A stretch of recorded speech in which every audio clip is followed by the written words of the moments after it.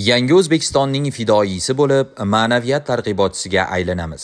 O'zbekiston musulmonlari idorasi hamda din ishlar bo'yicha qo'mita hamkorligida o'tkazib kelinayotgan amaliy tadbirlarning navbatdagisi 2025-yil 15-aprel kuni Toshkent viloyati Bo'stonliq tumanida o'tkazildi.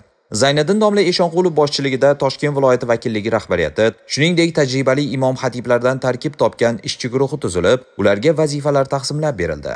Zayniddin domla amalga oshiriladigan ishlar ko'lami, ishchi guruh a'zolari hamda imom xatiblar hamkorligining muhim jihatlarini tushuntirdi. Shuningdek, O'zbekiston musulmonlari idorasi raisi o'rinbosari Obidjon Qodirov so'zga chiqib, ijtimoiy tarmoqdan foydalanish, masjid Telegram guruhlarini rivojlantirish kabi ko'rsatma va tavsiyalarni berib o'tdi. Bir vaqtning o'zida masjidlarda hujjat yuritish holatini o'rganish uchun O'zbekiston musulmonlari idorasi moliyaviy nazorat va tahlil bo'limi mutaxassislari biriktirildi. Shuningdek, O'zbekiston musulmonlar idorasi xotin-qizlar bo'limi tomonidan shahar, tumanlar bosh otinoylari va hoji onalar bilan birgalikda o'tkaziladigan ma'naviy ma'rifiy tadbirlar rejalashtirildi. Imkoniyati cheklangan va nogironligi bo'lgan shaxslar holidan xabar olish maqsadida Bo'stonliq tumanida joylashgan 125-sonli imkoniyati cheklanganlar uchun maxsus internatga tashrif buyurildi. Tashrif davomida O'zbekiston musulmonlari idorasi va Vaqf xayriya jamoat fondi tomonidan ajratilgan zarur ashyolar xayriya qilindi.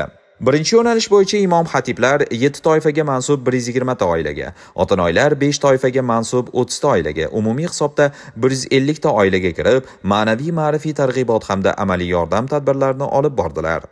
Ikkita xonadonda yot g'oyalar ta'siriga moyil bo'lganlar bilan suhbatlashildi, tushunchalar to'g'rilandi. 11 ta xonadonda jazoni ijro etish muassasalarida jazo muddatini o'tayotganlarning oila a'zolari, jazo muddatini o'tab qaytganlar, muqaddam sudlanganlar bilan yurtimizda olib borilayotgan islohotlar borasida suhbatlashildi.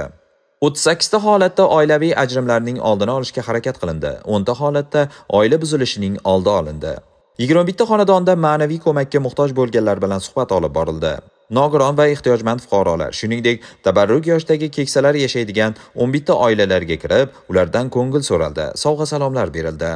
Ikkinchi yo'nalish bo'yicha imom xatib faoliyati o'rganildi, jumladan ustav asosida ish va hujjat yuritish, masjid va tahoratxonani toza saqlash, unda qulay shart-sharoitlar yaratish jihatlari ko'rib chiqildi.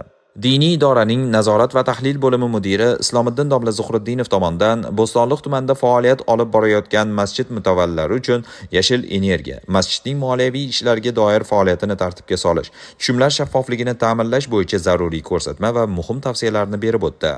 Uchinchi yo'nalish bo'yicha ishchi guruh a'zolari masjidlarda peshin namozini ado qilib, yig'ilgan qavmga yurtimizda bo'layotgan xayrli ishlar, mehr-oqibat va shukronalik fazilati, tinchlik qadri, yaxshilikning mukofoti yaxshilikdir, savob amallarga shoshilaylik, husnul xulq, qo'ni-qo'shnichilik huquqlari, shukronalik buyuk ne'mat, masjidlarni obod qilish, loqayd va beparvo bo'lmaylik, ijtimoiy illatlardan saqlanaylik, ilm ikki dunyo saodati kabi dolzarb mavzularda ma'ruzalar qilib berdilar. Unda 840 nafar tinglovchi namozxon qamrab olindi.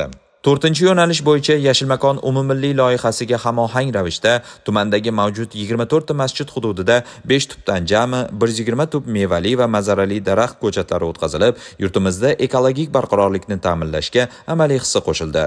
Tadbir so'ngida amalga oshirilgan ishlar tahlil qilinib, imom xatiblarning ma'naviy ma'rifiy hamda masjid boshqaruvidagi faoliyatida kuzatilgan kamchiliklarni bartaraf etish yuzasidan ko'rsatma va tavsiyalar berib o'tildi. Toshkent viloyati imom xatiblari faoliyati samaradorligini oshirishga qaratilgan ishchi guruh faoliyati 2025-yilning 1-may kuni Bo'ka tumanida o'tkazilishi rejalashtirildi.